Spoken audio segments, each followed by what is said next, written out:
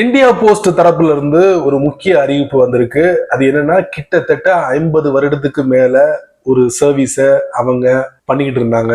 அதை நிறுத்த போறாங்க. அது என்னன்னு கேக்குறீங்களா? ரிஜிஸ்டர் போஸ்ட் நீங்க யூஸ் பண்ணியிருப்பீங்க.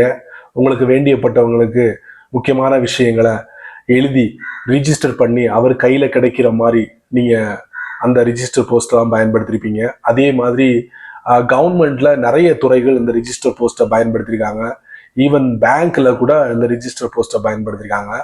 அந்த ரிஜிஸ்டர் போஸ்ட்டை மெர்ஜ் பண்ண போறாங்க. இதோட இந்தியா போஸ்ட்ல ஸ்பீட் போஸ்ட் அப்படிங்கிற ஒரு சர்வீஸ் இருக்கு, அதோட இணைக்க போறாங்க. ஸோ முடிவுக்கு வந்துருச்சு இந்த ரிஜிஸ்டர் போஸ்ட்.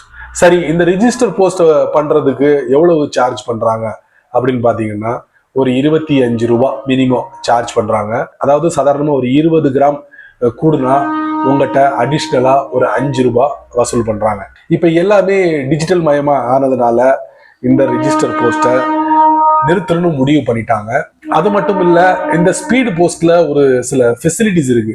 அது என்னன்னா, நம்ம ஒரு விஷயத்த நம்ம குறிப்பிட்ட நபருக்கு அனுப்பும் போது அதை நம்ம ட்ராக் பண்ணலாம். அதே மாதிரி கரெக்டா நம்ம கையிலே கொடுத்து அதுக்கு உண்டான கன்ஃபர்மேஷனா வாங்கிக்குவாங்க.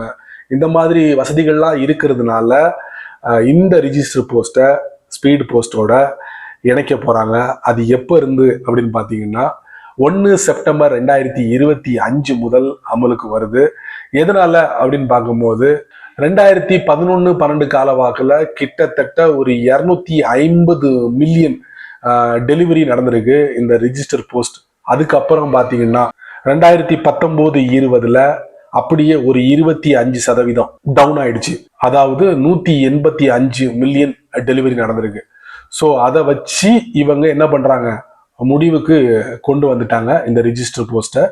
ஸோ இனி வரக்கூடிய நாட்கள்ல இந்தியா போஸ்ட்ல நீங்க ஸ்பீட் போஸ்ட்டை மட்டும்தான் பயன்படுத்த முடியும். அதாவது இந்த காலத்துக்கு ஏற்ற மாதிரி இந்தியா போஸ்ட் அவங்கள கட்டமைச்சுக்கிட்டாங்க.